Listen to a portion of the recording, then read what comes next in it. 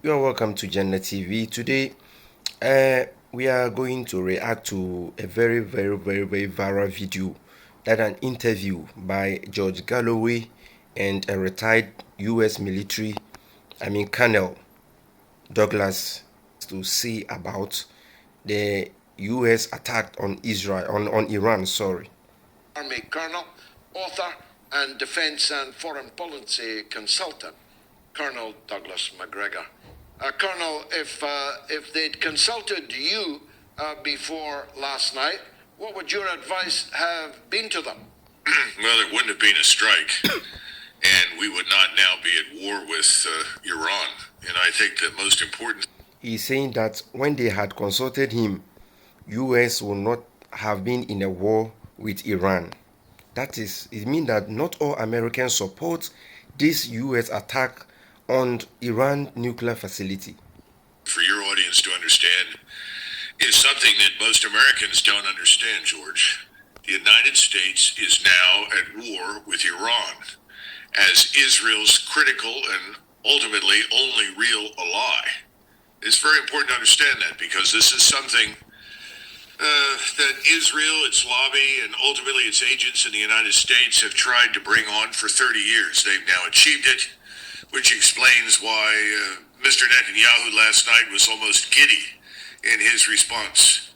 He knows that he's finally got what he wants because this war is going to expand. It's going to take time. How long is anyone's guess, and it could have terrible consequences.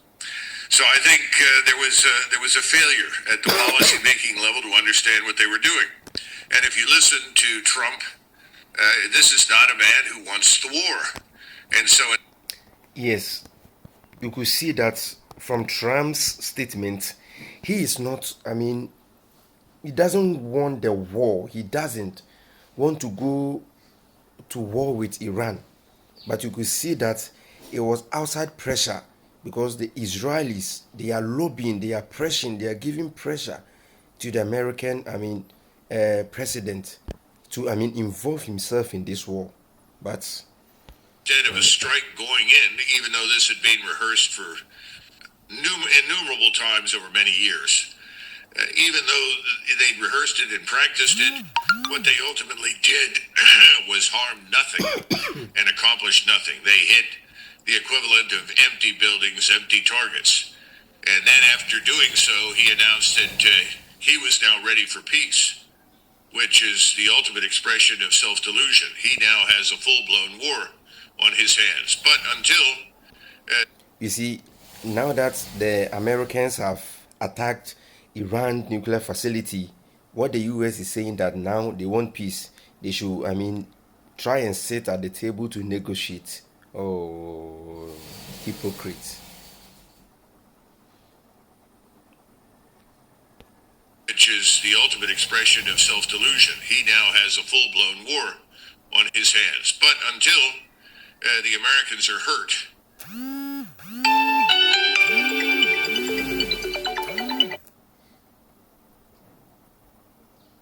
Of course, as I said in my monologue, the IAEA say there's no radioactive material in the atmosphere. There's no sign of emission.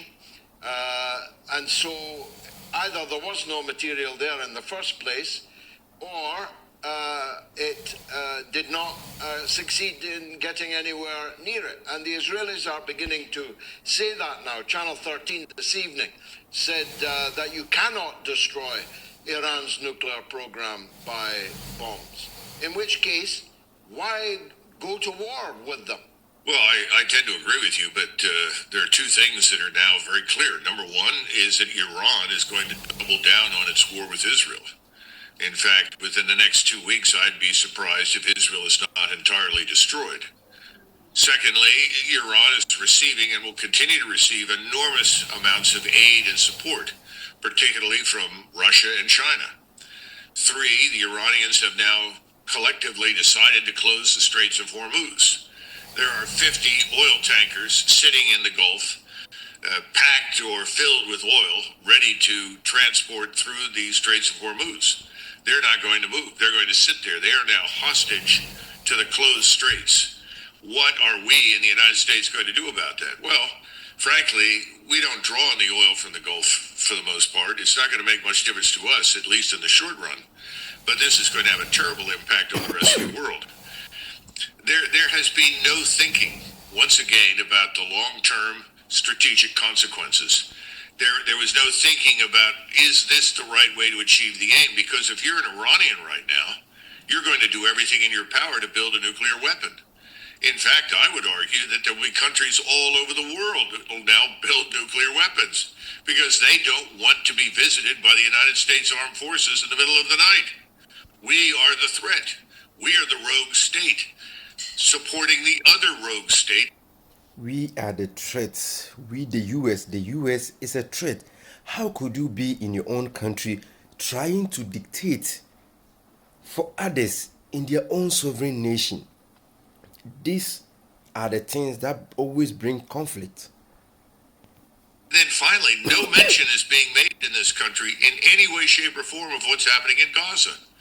There's a complete failure to understand that Gaza is the catalyst for the larger war that's now going to begin against Israel. Every Muslim country is going to come on board against Israel, along with Russia, along with China.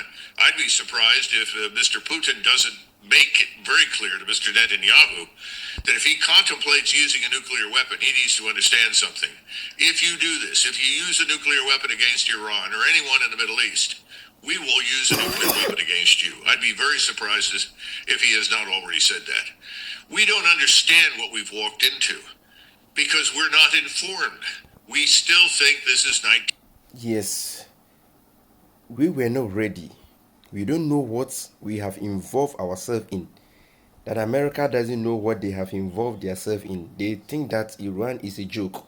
Iran is a small country that you can just walk by and do whatever you like.